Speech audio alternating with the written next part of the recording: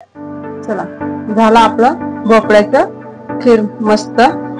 बघा माझं रेसिपी कसं झालं बघून कमेंट मध्ये सांगा। चला आज आपण मस्तपैकी दुधी भोपळ्याचं खीर बनवून घेऊ।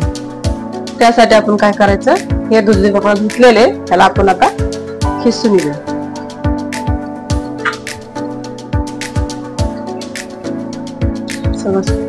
तुम्हाला जाड असलं तर त्यातले बी वगैरे काढून टाका आणि कवळा असलं तर खिसायला येते। आपला अद्रक खिसायचं खिसणीने खिसून घ्यायचं आपल्याला। ते खिसून झाले याला साईडने आपण ह्याला कट करून घेऊ। कट करून घेऊ। चला आपण हे बघा ह्याला बी नाही काय नाही त्यासाठी आपण ह्याला खिसून घेऊ। बारीक खिसून घ्या, चांगलं होते खीर। कारण मोठ्या खिसणीने पण बनवला ना एवढं नाही होत, बारीक खिसणीने चांगलं होतंय।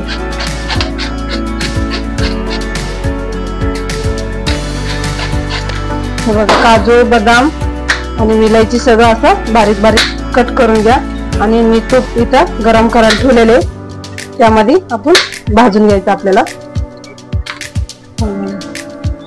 बारीक बारीक पीसेस करून घ्या त्याचं। खायला आता तोंडामध्ये येते एक एक ते चांगलं वाटतं खायला, मजा येते। थोडं लय बारीक केलं ना ते पीठ होते, मिक्सर मधून नाही काढायचं, असं थोडं थोडं बारीक करायचं। ते दूध खीर थोडा पिठाने चांगलं वाटते। चला आपण आता कढई ठेवून त्यामध्ये तूप गरम करून घेतलेले आणि त्यामध्ये आपण काजू बदाम विलायची छोटं बारीक बारीक केलेले सगळं त्याच्यामध्ये थोडं फ्राय करून घेऊ। कारण की ते तुपामध्ये फ्राय करून घेतलं तर मस्त होते, टेस्ट येतं थोडं चांगलं, म्हणून थोडं आपण ह्याला तुपामध्ये फ्राय करून घ्यायचं। ते फ्राय होते त्यावर आपण ह्याच्यातलं पाणी काढू। नको नको हे आता फ्राय करून घेऊ आपण मस्त ह्याला थोडं।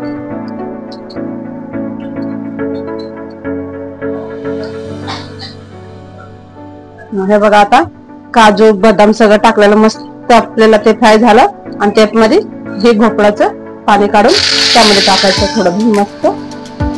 हे बघा मी पण आता तुपामध्ये फ्राय करून घेतलं ना, मग नंतर आपल्याला दूध टाकायचं।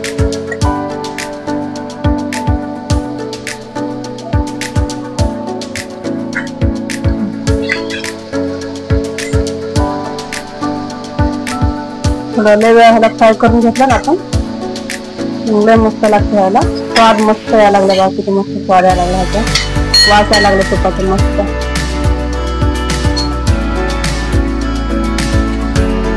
तुपाचा वास यायला लागला मस्त मस्त। मला असं थोड्या वेळ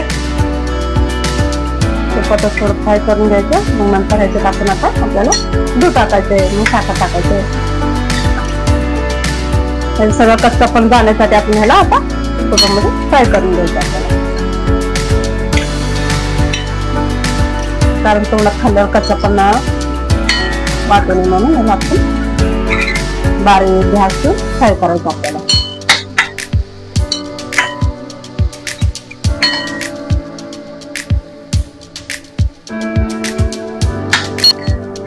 चला हे आता झालं चांगलं तुपामध्ये फ्राय करून घेतलेले आपण।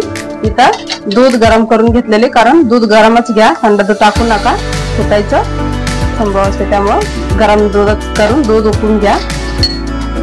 नंतर ह्याच्यामध्ये टाका ह्याला आता थोडे वेळ उकळू देऊ आपण,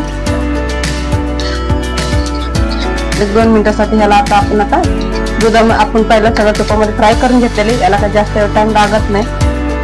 दूध पण गरम करून घेतलेले, अजून थोडं दूध टाकते मी ह्याच्यात।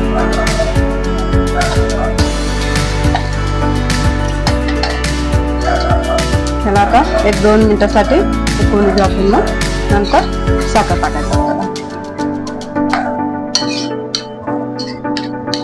आता हे उकळून झालं, ह्याच्यामध्ये आपण आता साखर टाकून घेऊ। हे बघा पावशेर भोपळ्याला आपण हेल्दी टाकायचं, त्यासाठी 4 चमचे छोट्या चमच्याने 4 चमच साखर टाकून घेऊ, बस होते। कारण लय बी गोड नको म्हणून 4 चमचे साखर टाकले मी। तुम्हाला पाहिजे तर अजून गोड करून घेऊ शकता, कारण की ज्याचं त्याच्या आवडीचं प्रमाणे ते बनवून द्या तुम्ही. मी बनवलं 4 चमच टाकून.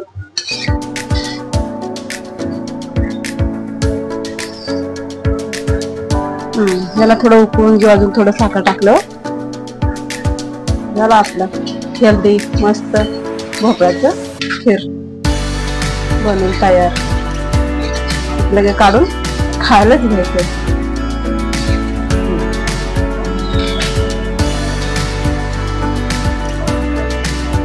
चला झालं आपलं भोपळ्याचं खीर मस्त. बघा माझं रेसिपी कसं झालं बघून कमेंट मध्ये सांगा.